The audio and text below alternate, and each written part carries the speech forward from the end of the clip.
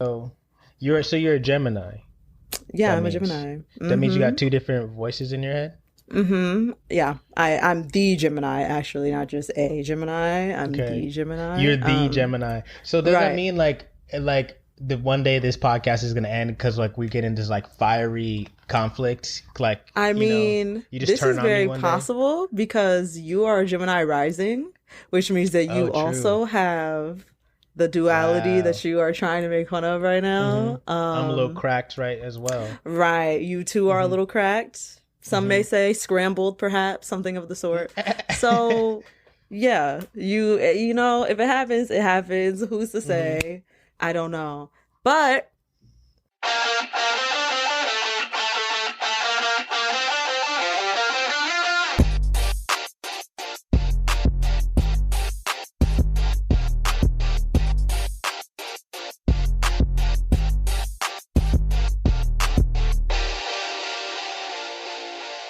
welcome to Black People Love Paramore. This is a podcast where we talk about the random shit Black people love, like today's topic of crab legs. Yeah, shout out Maryland. Because Black people really do. Black people be loving crab legs. Shout out Maryland. Shout out DMV. This is such a perfectly timed episode too, because you want to know where I was last weekend? You was in Maryland. I was in Maryland. Even took a little trip up to Baltimore, to B-more. Oh, you went to B-mo? You went to Baltimore? Dude. However they be saying it. Food. Wait, Mo? Food. Oh, yeah, oh my God. That should be killing me. Baltimore accents actually ruin my life. I chewed my food. Oh my God. It's British. It really is British. Did you see that video on Twitter of them comparing Baltimore accents to British accents? So funny. No, that makes a lot of sense. Funny. Have you seen the video of the? Excuse me, guys. I have this new mic, so you might be picking up things you haven't traditionally picked up from me. So just forewarning, trigger warning. He got money now. No, I've had this since I used to live in LA. It's just been sitting in like a little box in my drawer, and I forgot. I'm done with you. Not you fucking having a podcast 6 episodes deep. Hey, look, God's working on all of us. Like we said, I'm a Gemini rising, so that means I'm a little scrambled. Lord, I hope he started working on you quicker, sir. Okay, that was really rude. It's Sequoia's birthday week, so we're gonna let it slide. But what was it? I was talking about. And I look like Beyonce. Oh, period. But yeah, Sequoia's got her braids done. Everybody, I know this is not a visual podcast, but we do need to keep you updated on our appearance. Sequoia's got her braids done. I have braids. They're blonde. It's a little blonde thing going on. It's giving lemonade. It's giving H-Town B. It's giving, it's giving the whole thing. And I see it and I recognize it and I think it's cool. And I'm glad that what's funny is Jordan saw it, recognized it, and did not mention it until I did. And so I don't know if I should be offended. Wow. Okay, here's the thing. I every time I open up this app and we sit virtually together and do this little thing we call a podcast, you're liable to look you sometimes you have a full costume on. Sometimes you have a full costume on. He says, sometimes you come on here looking so fucking crusty, I can't even tell who the fuck that is. I'll be did I go to the wrong room? No, I didn't say all that. I said, like, you're liable, Sequoia, and you know this. You're liable to, like, just pop out with the fishnet gloves on one day, a bow in your hair. Like... Stay with it. So who am I? I keep a fishnet. I keep a Ariana cat shit on deck. See, like, you know what I mean? So forgive me for not immediately jumping at a new thing. So you know what? That's very fair. I'm gonna give you that. I'm gonna concede that to you, simply because Gemini rising. So I'll leave it at that. I'll let you have that. But what were you doing in Baltimore over the weekend? Oh, so I was visiting my cousin Tiffany. Shout out Tiffany, my older cousin. Nelson gang. We in here. But she's pregnant. Hopefully my family might have to cut that. Yeah, we'll have to cut that. Okay, I don't know if I'm supposed to reveal that. Actually, no. I don't know. We'll figure it out. But anyway, Tiffany's pregnant and went down there to visit her and her husband, a lovely husband Jason, and I was with my sister and my cousin Tam, her brother, and we had a nice time. We just visited them, saw their little dog, saw their house in Maryland. I never seen their new house. First of all, okay, 2 notes on Maryland and the DMV generally. One, cicadas going crazy.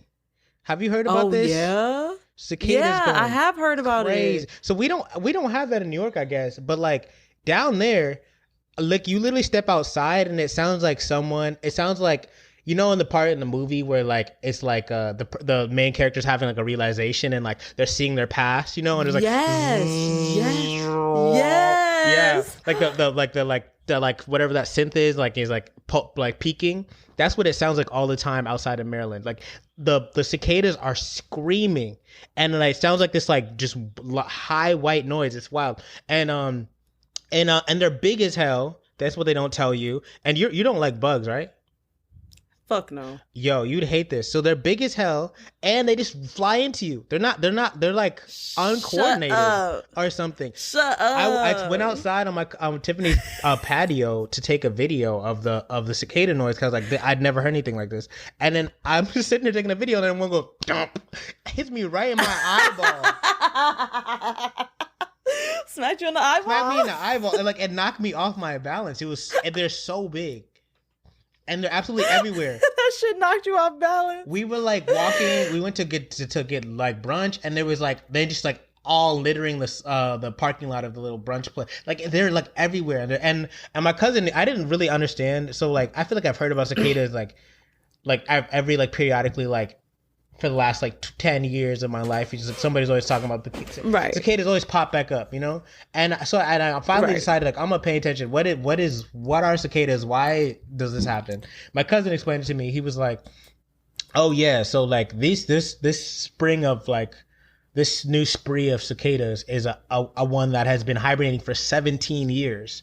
And they came out of hibernation now, and they're doing their whole thing. And the reason that they are so loud is because these niggas are just trying to fuck. They're like screaming because they want to mate. That is what they're doing.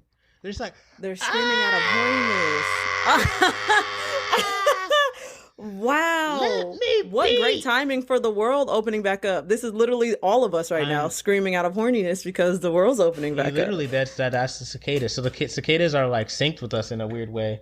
100%. And yeah, so that's what they're doing. And it was just like, so that was the first observation. The second one was we took a little trip to Maryland. We took to Baltimore. She lives outside Baltimore, and we took like a 20-minute drive into Baltimore. Saw Fells Point, I think it's called. It's like a little neighborhood down on the Baltimore's on the like Chesapeake Bay. Like it's down on the water, and we're driving around, and just how like we're driving around on a summer night, and you can just feel like it's about to be lit. Like there's niggas are out. Yes. It's just like it just feels like something's about to happen. Like a good night. Hell yeah. And so like that was the energy that night. We were just driving around, and she's pregnant, so we're like we're not gonna stay and go out. We're just gonna see the sights, and like she's showing us around, and then we go home and watch an episode of True Detective. And so we're out, and after we're leaving, I'm like, oh, that area felt like really lit. It felt like so good out there. Like I feel like it's gonna be like a good Friday night. Fast forward to Sunday, and Tiffany sends us like NBC local Baltimore news report. Niggas went up. Like there was like 2 shootings. Like there's like multiple fights caught on video. Like. All in the streets that we were just in. Like we were literally the area we drove around. Like hours later, it was just like mayhem. Like people were like, "Oh, it's like summer for real." Outside.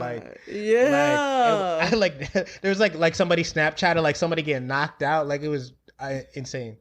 I'm done. This is the shit Chance the Rapper was rapping about on Acid Rap, where he was like, everybody die in the summer. I pray for more spring type shit. That's literally it. That's crazy. Yeah, so those are the 2 thoughts on my notes from Baltimore. Is okay. It's getting active. It's the summer. People are getting active, and them cicadas are loud, very loud. Cicadas is loud. They're super cicadas this year because they've been in hiding for 17 years. Camped out. And Baltimore is active in a very alarming way, frankly.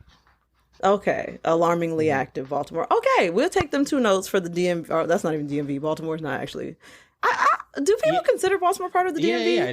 DC, Maryland, Virginia.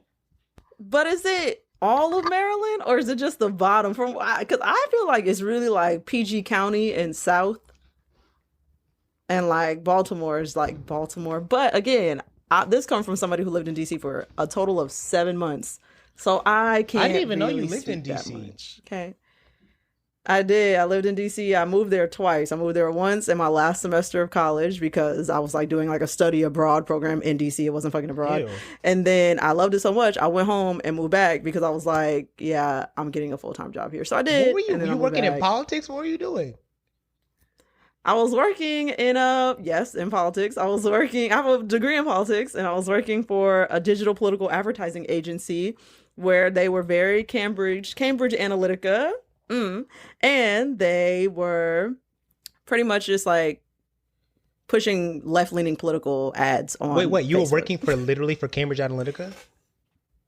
No, they were very, you know what I mean? It felt adjacent. I was like, wait, Sequoia, you're not gonna have this big reveal about your political You past. can't just say that, right? You can't, right?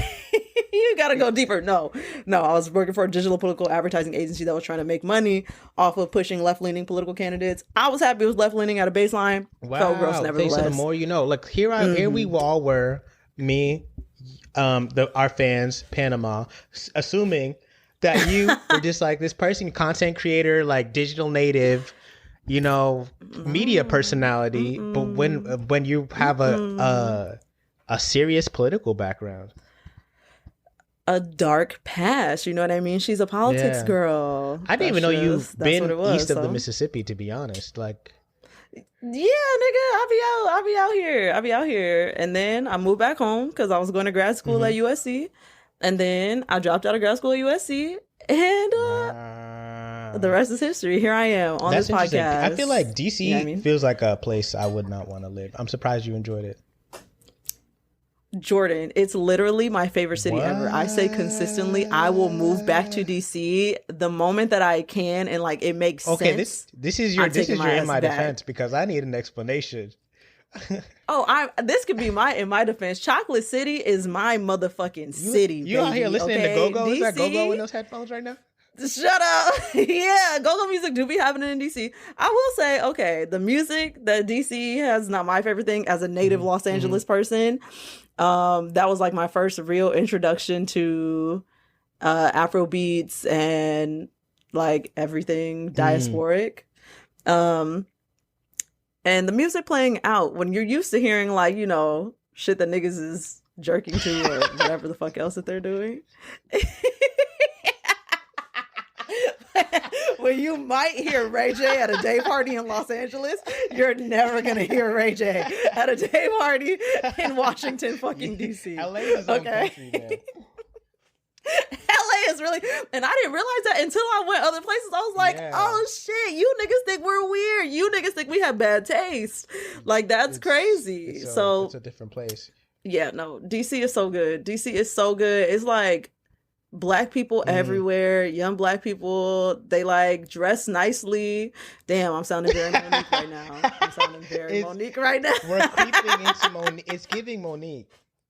We're giving Monique. Why are you wearing your bonnet outside, sister? Why would you have that on in somebody else's club? That's right. Oh, no. That's sad. But also fuck Monique because I dragged her ass on TikTok, and now I'm gonna say drag.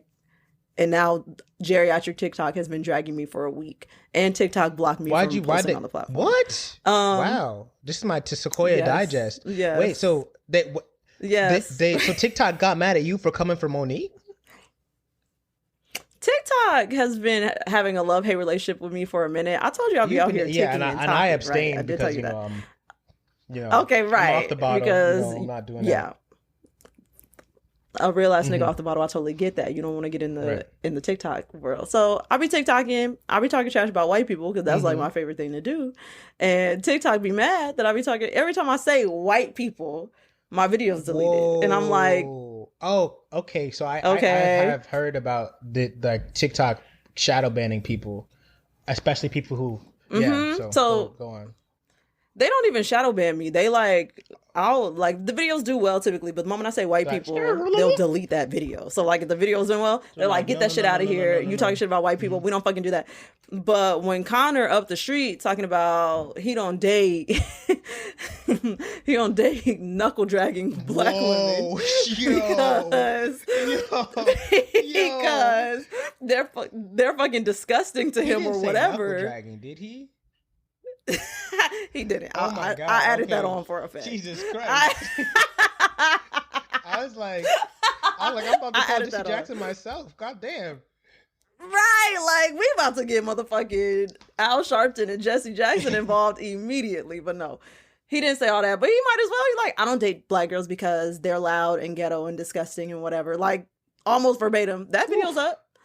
It was a whole nother video of a black girl calling this white girl a whole ass cracker with her whole chest, and that video is up. But I'm like, damn, I can't say white people on this here app. Anyways, so they blocked me from the app. They sent me a notification saying I'm blocked from posting on TikTok. Content's too divisive. The content's too controversial. You know what I mean? And geriatric TikTok was reporting my shit left and right because I said their fave Monique could suck my dick with my whole chest because I meant it. Okay. And and I said it was about white people and being performative for white people. Anyways, that's neither here nor there. All of those are in my defense that week. We're gonna chalk it up to that. Okay. DC is great. Monique is trash. I'm correct in all of those thoughts. Okay. I mean, that's my defense. Let's dig in. Let's dig in.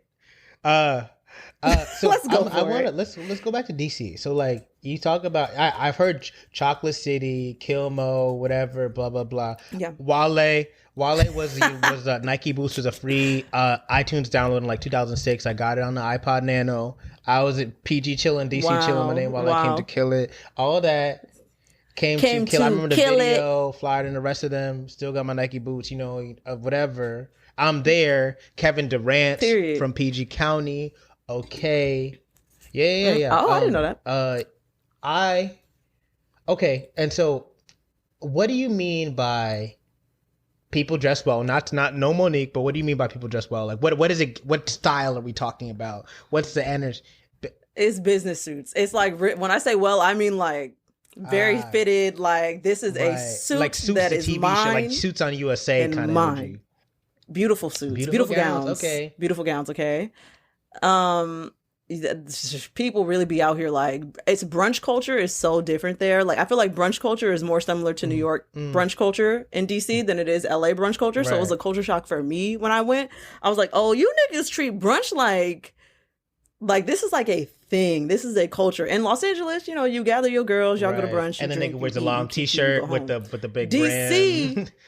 Right, niggas wear a long shirt, whatever. In DC, niggas is trying to stunt on you. Niggas is trying to step on your neck. Niggas is trying to kill you at DC brunch. It's all okay. It's not a joke. This is the fucking fashion show. This is the big leagues. If you're at DC brunch, don't show up in your little sneakers and none of that. So to be honest, like I feel like I've absorbed a lot of the DC hate secondhand. Like I don't have too many like personal. I've been to DC a couple times, but I don't have too many personal like grievances with DC. Like I went to a bad Georgetown party once when I was with my homie Dante, and I was like, that's whack. But like that, I've been to bad parties in many cities. Right, Ivy and Ivy Plus. You can't, you know what I mean? Go to. Oh wait, true. I should have gone to fucking Howard. But and I heard the Howard homecoming. Yeah, so wait. So I need to reassess on my DC thing. But I was gonna say, the secondhand hate that I've heard about DC is that like it's too finance, bro. It's too political, bro. That energy is annoying. It's definitely political, bro. There's nothing cool culturally happening in the city. There's no like music. If you're hearing this from white people, they don't even have the correct perspective. You got to hear from if this from black people, I'm willing to hear it. If it's from white people, they live in a different DC. All right, we'll have to tap into DC. I'm gonna need the Sequoia like tour to DC. Let me tell you something. I will go to DC tomorrow for no reason. Damn. Like so. I'm gonna hit you. I'm gonna say, Jordan, come on down. Okay, I'm here, and that's gonna be it. Next week episode live taping from DC. Guys, get your tickets on Eventbrite. We'll have the link up soon. Yeah, we'll obviously be at a really big venue. We're really sure our Panamanian audience will come, show up, show out, and sell us out. Right. So you might want to get your tickets quickly. Okay. Yeah. All right, so I think my mind is now open to DC in a way that it wasn't before. I'm willing to give you that. All right, so is it my turn for in my defense? Yeah, let's get okay, in my guys. defense So from Jordan last week you may have noticed that I was unusually quiet during in my defense. Sequoia had brought up one Olivia Rodrigo as her in my defense, claiming that she was, so good, the next big thing. She was akin to what's her name, William Eyelash, and like William Eyelash and Haley Williams, the Williams sisters. Yo, I like to call them.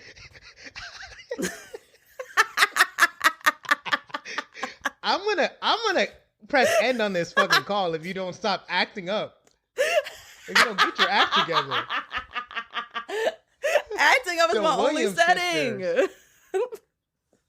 Oh my That's the God. Williams sisters, William Eyelash and Haley Williams. We are less than 10 days away from Juneteenth, and you're out here talking about Billie Eilish and God bless her, Haley Williams, but come on. I will not stand for it. Okay, so yes, you were saying, Sequoia was saying that all these people, that Olivia Rodrigo's up next, essentially. She's saying she's so good. And like, I've been hearing a lot from the timeline. Everybody's like, Olivia Rodrigo makes me feel like I'm 17 again, blah, blah, blah. All these big age women and big age people and big age men. Ooh, hold on the big age now. I mean, actually, and let me scale that back because music knows no age, and like I'm not trying to be like there's like a cutoff for who you can enjoy or whatever. But it was odd. It was a little specious to me. This peel seemed specious. I was like, what is exactly is this young woman doing that like it feels so revelatory that has people up in arms, white freaknik in the streets because of this Olivia Rodrigo. Not white. That's what it felt like. I'm leaving. I'm turning it off. And I held my tongue, audience. I held my tongue because I had kind of the ace in the whole, if you will, to this whole argument that we were over time, so I chose to save it. But I want to talk about it now. I want to shake the table and talk about it now. Why are we getting? I did a single, maybe like a half and a half listen of the Olivia Rodrigo album. Nothing really struck me, but the opening track didn't strike you. No, not. I mean, I'll go back and listen to it, and I'll report to you, Sequoia, personally. But it didn't do anything for me. Jordan. Meanwhile, Immunity by Clairo has continued to be on rotation in my life, and she is continuing to supply banger after banger for us. We all remember Flaming Hot Cheetos when she jumped out the car, off rip, giving us a hit. And then she proceeded to give us a full bedroom pop album with none other than Rostam from Vampire Weekend. We're talking about late aughts, early 2010s indie legend Rostam. And she put together one of the great singer-songwriter albums of that year. And we're getting up in arms about Olivia, a Disney star. Is that what we're doing? Is that how we're going out? Timeline? Wow. Is that how we're going out? Wow. Clairo standing right there? Now, y'all, I just want you to know, Jordan really tried to subtweet me today on the timeline. He really threw a sub at me on the timeline about Olivia Rodrigo and whoever this Clavio person is. Okay. She's not amigo. I didn't appreciate it. I don't know who she is. Right. Okay, we don't know who she is. You know who we do know? Oh my God, Olivia Rodrigo. We're gonna have to correct all of this. Okay, Sequoia, it wasn't that wasn't our substitute of you because you're not alone in this. I'm seeing a lot of people on my timeline singing the praise of Olivia Rodrigo, and I just don't understand it. But I'm not gonna yuck anybody's yum. All I was saying is there are other options. One, namely, being the supremely talented young white woman, Clairo. Was you pussy. So that's what I have to say. That don't even sound right. You saying white supremacy? That's what you saying? You said supreme and white. Talented. You said supreme and white at once, and I heard white supremacy. Saying so white supremacy with these cat ears on, right?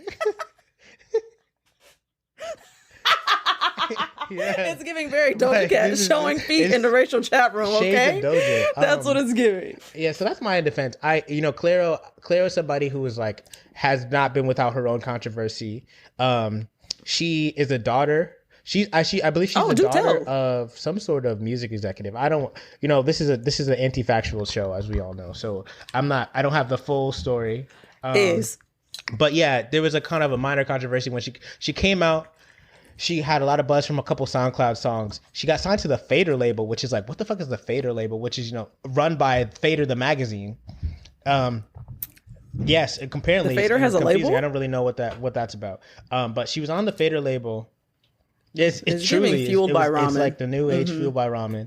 And they learned that like her father had some stake in Fader label or something like that. Or so like it was smelling of nepotism. She's also from like rural Massachusetts, and it's like, what business do you like? What do you know about any of this stuff? And she was doing.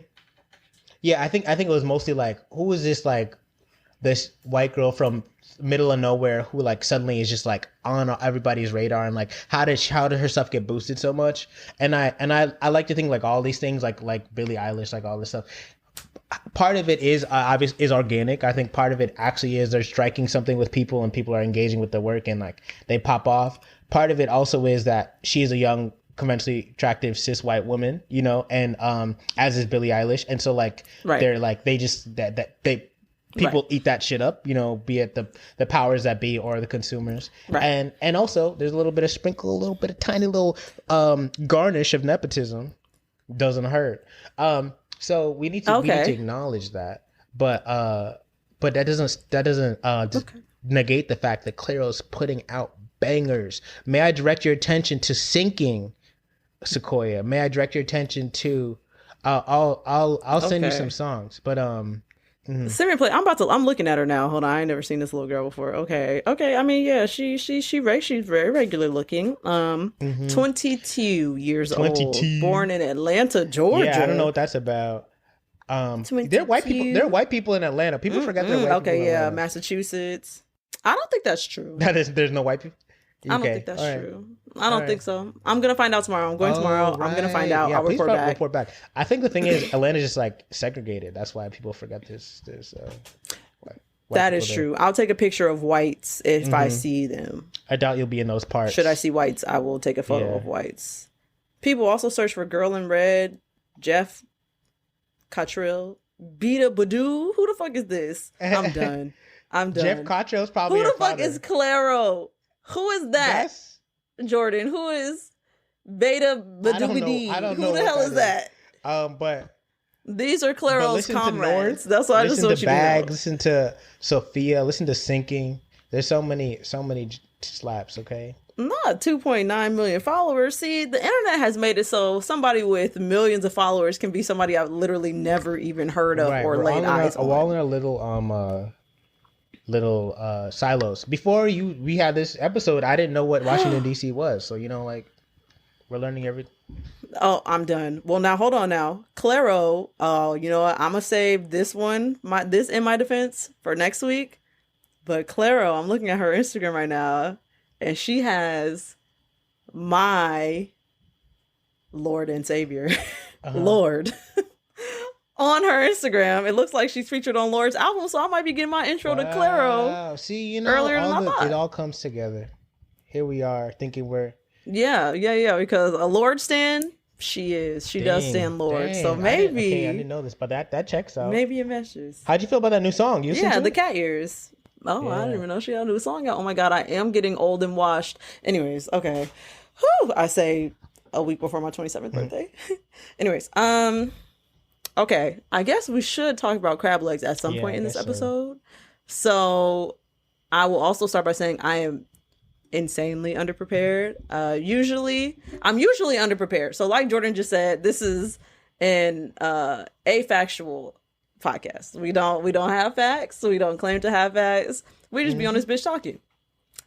Usually I'll do a quick Google search to facilitate my just on this bitch talkingness.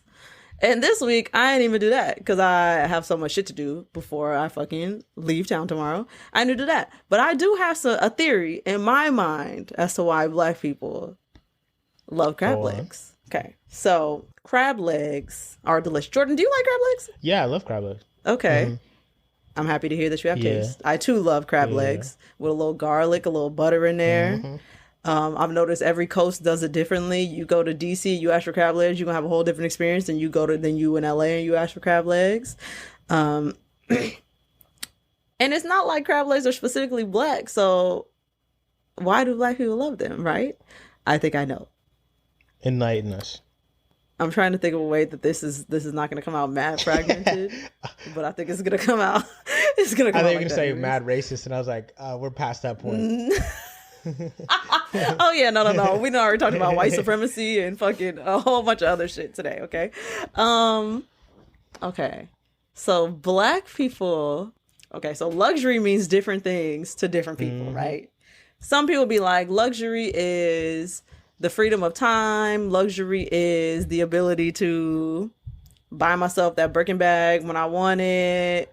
And Black people, luxury squarely sits in your ability to afford and consume crab legs. Now that you put it like that. You know what I mean? And this is corroborated by one Miss Scotty Beam, internet personality herself. I believe her Twitter name may still be crab leg luxury or something of the sort. There was a whole discourse on Twitter a couple months ago about whether or not crab legs was a luxury item, and all the niggas was like, what are y'all on here talking about? Calling people new Black because they didn't believe that crab legs was luxury. So essentially, if you don't think crab legs are a luxury item, you are a new Black, because any Black person will tell you crab legs are luxury, and Black people like luxury because we've been deprived of it for so long. Absolutely. So, yeah. And a part of it, boom, bam. I felt that with like people in the back can please sit down, applause, hold your applause. Also, like, crab legs are seasonal, right? And crab legs you can't get everywhere. So I feel like you have to be near a body of water where you can get them fresh. Like a lot of seafood, you need it kind of fresh, and otherwise that stuff will make you sick. And so like it is in a like literal sense kind of a luxury. Like you can't just have that anytime. You got to go to special places for them to prepare it. And it costs a little bit of more money, right? Like it's not quite lobster level, but it costs a little bit more money. It's not cheap. And I feel like we like working for stuff as a people, and you got to work for crab legs. And there's not a lot of a reward. Like you'll be just like cracking, a whole thing, and then like you get a little bit of meat out of there, and like that's not. It's like tough work, and I feel like not everybody's built for that, but Black people certainly are, and I feel like Black people relish, a challenge, in a way. Yeah, no, you're definitely right. I was definitely about to make a joke that I don't even think was going to be accepted on this here podcast, as problematic as this one can be. And I'm going to leave it there because I might tell you afterward. Okay. Yeah, I'll tell you afterward. But just know that I had a really good joke for that. But I agree. Crab legs is hard to get to. Which makes it more luxury. That costs a little bit more money, which makes it more luxury. Crab legs all the way around. And then if we want to take it to slavery, we can always take it to slavery. Because it's time for let's take it to slavery.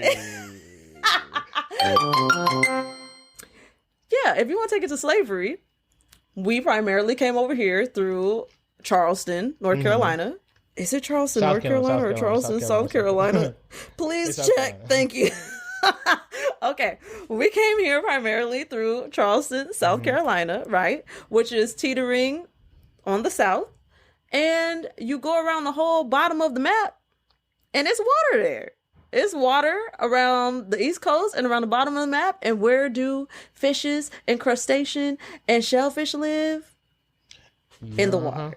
So naturally, Black people that was coming from the trek through the water made it to a shore where we eventually began consuming things on that. I love this anti-science that we're doing. We're all like, it's like, if you think about it, crab's kind of fast.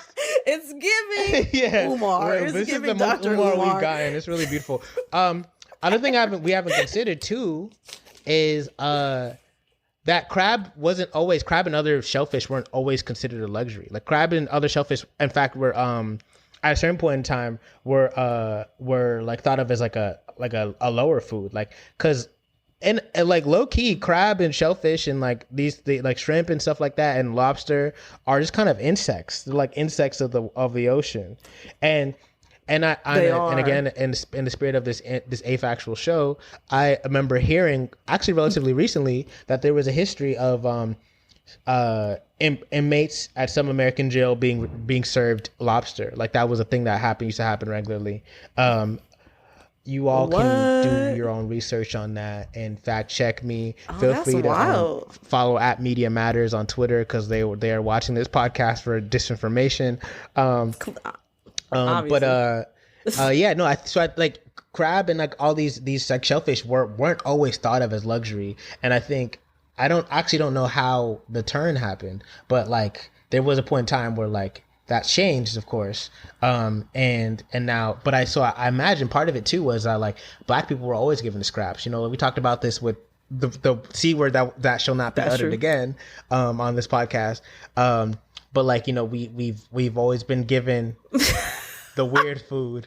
Don't say it. I see it in your eyes. My mouth is agape. I really want. Okay. It's fine. I'll let you live. Let you live.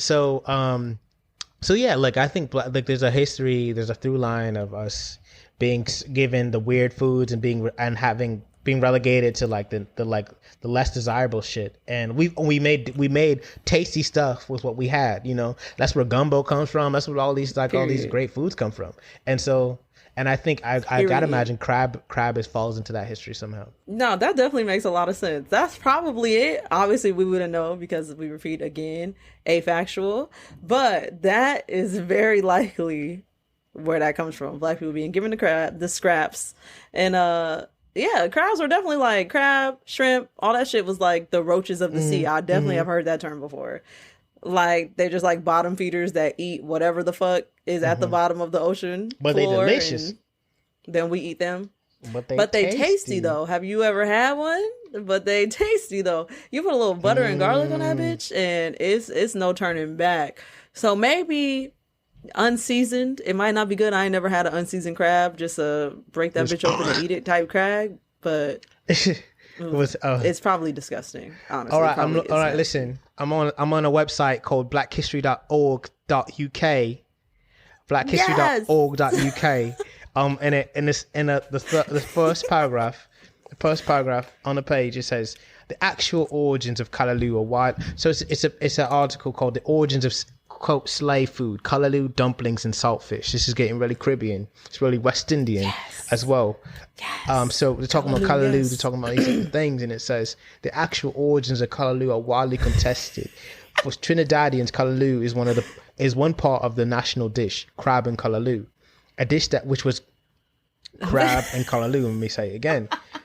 A dish which was created by the African slaves sometime around 1530 when the island was under Spanish occupation. So first of all, Spain held Trinidad and West and like Jamaica and all these other places before the English did. So when you guys want to throw your shit on us, remember that was the Spanish first. All right. Second of all, in that paragraph, you see that it said crab and callaloo was a dish that they've had in Trinidad, but that the slaves were making it since 1530. All right, 1530. That's like 500 years ago, bruv. So like, listen to that. Crab is a thing that we've been doing for a long time, way back in the islands, bruv. So like, that's us. That's all us, right, bruv. Well, I guess I'm not. You're a cousin, though. You're a cousin. You're a West Coast cousin. Thank you. Because at the same time in 1530, there were black people in LA wearing chucks and throwing up like the set. That's why my calves are shaped like the way that they are. It's because you've been wearing tube socks for 500 years, bro. Yeah.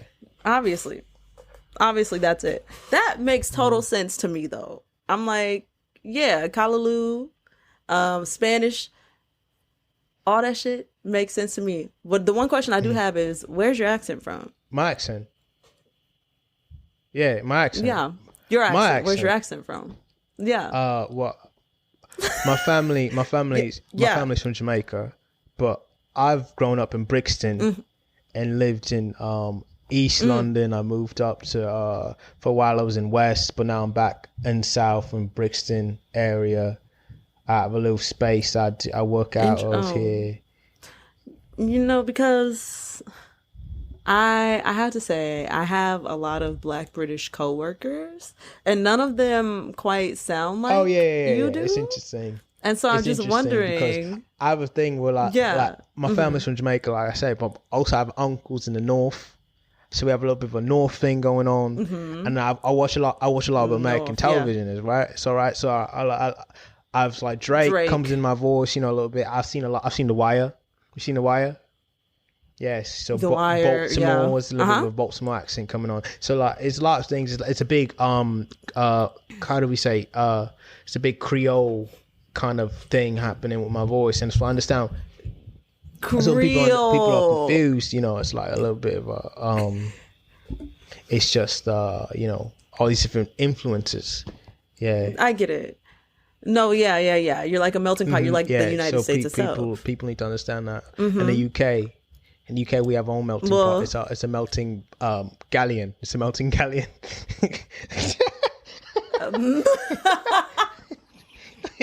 Not a melting galleon.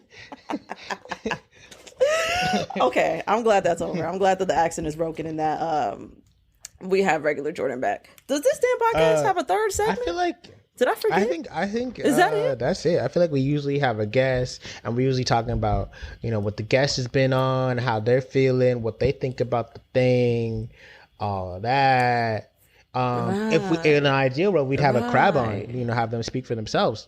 Why didn't I think of that? Why didn't I have a crab on? We're both kind of doing like, you know, the lifting. That's so true.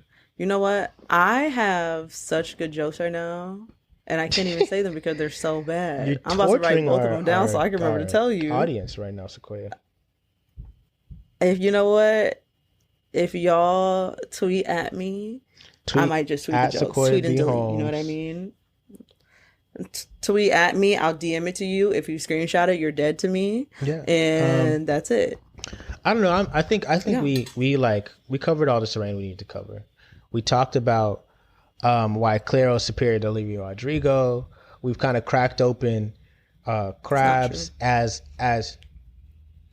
crab. Say crack again. Not you not knowing Mean Girls references. Oh. I said say crack again. You shall say crack. Crack. Okay, so as we've established canonically in this show, Sequoia is 39. I'm 26. Stop trying to trigger me days before I'm already gonna have an existential crisis on my birthday. Oh my god. Speaking of, I just want you to know, I got my hair braided last night, right? Mm-hmm. My hair braider is 20. She turned 22 this year. Oh wow. She's 21. She's graduating college this year. She turned 22. Shout out Jordan. Woo woo. Check out her braiding page. Okay. Braids by Mother Amore. Okay. Mother with a V. Braids by Mother Amore. Okay. Yeah, they're looking good. She's fucking great. She's been doing my hair for like 5 years. She's really good. Since she was a baby? She turns, just literally since she was 17, she's been doing my hair. Yeah. So she turns to me as she doing my hair. Mind you, we've been silent watching High on the Hog for like the last hour. Mm-hmm. It's been no word said. She suddenly is just like, so how's it feel to be almost 30? Ooh. So earnestly, she said it. So there was no shade intended. Yeah. There was no, she said that shit so earnestly. And when I tell you my whole fucking body tensed up. Devastating. Like I was like, right. How dare you say some shit like that? Your follicles just like shrunk right up. Literally my hair follicles are like shrinking away from her because they're like, what did she say? How dare you say some shit like that to me, Jordan? That's fight or flight response right there. I don't understand. My body literally went into fight or flight immediately. I said, who 30? Yeah, who? And I couldn't even get nothing out. All I was like was, I don't know her. 30. Damn, that's the thing. I think at a certain because I remember feeling this way. Like at like a certain age in your late teens and early 20s, the idea of 30 is so far. The idea of 30 is like another universe. You're like, huh? Right? Right? It's like, ooh, 30, that's so fucking old. And now half my friends are 33 and older. And I'm like, oh, you niggas is my age. Like, y'all are young as fuck. You find yourself laughing at their jokes and you're like, wait a second. Y'all niggas are not supposed to be funny. Yeah, how's that work? Y'all not supposed to be funny. Y'all supposed to be old. I thought y'all died. I thought you died after 30. What happened? You guys look great. You look the fuck great. Y'all living lives. Your best life. Money? Right. Wow. Money and freedom. No kids, you said? Wow. Interesting. Yeah. Damn, that is devastating though. I mean, shout out Jordan again. We're not, we want you to get your coin. Crazy that she's been braiding hair since she was 16. I feel like that breaks some sort of child labor law, but we won't get into that. That's neither here nor there. Perhaps it breaks a little law, but nevertheless, she'd be at my house braiding my hair, braiding me up. We'd be chilling, watching stuff. Yep. So I guess like in anticipation of your birthday, are there any things you wish for yourself, for Black people more generally, for the world? I wish for death to capitalism. Gang. And I think that would save mine and the entire world's problems. I tend to agree with you, Sequoia. If I had one wish, that's it. If I had one wish. Yeah. Okay. Wow. So we're gonna make Ray J references every episode now. I feel like it just has to be a way to just get a little Ray J reference. People love Ray J.